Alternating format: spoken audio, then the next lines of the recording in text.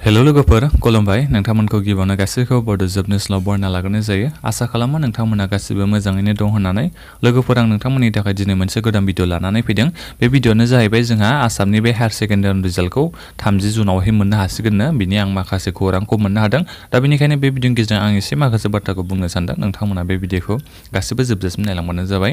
लोगोफोर आङो माने माखासे फोरोंगिरि आरो प्रिन्सिपाल बिथांमोननिफ्राय माखासे खोथा मोनदों आरो बिथांमोना माने बुंथिदों दि जायखिजाया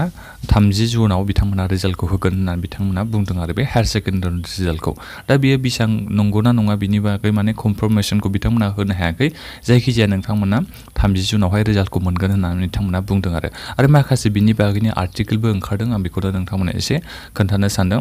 नोंथांमोना नायनो हागोन ने क्लास 12 माने एचएस रिजाल्ट नेक्स्ट उइक माने एचएस नि रिजाल्टखौ नेक्स्ट उइकआव होगोन बेखौ बे होदों आरो माखासे आर्टिकेलाव नोंथांमोना नायोबा नुनो मोनगोन रिजाल्टखौ बिथांमोना जुननि 30 थारिखनि सिगाङाव होगोन नङाबा 30 आव बिथांमोना रिजाल्टखौ होगोन होननानै बे माखासे आर्टिकेलखौ लिरदों मानो होनोबा बे बर्डआ जेनेबा Assam higher secondary education council बिथांमोना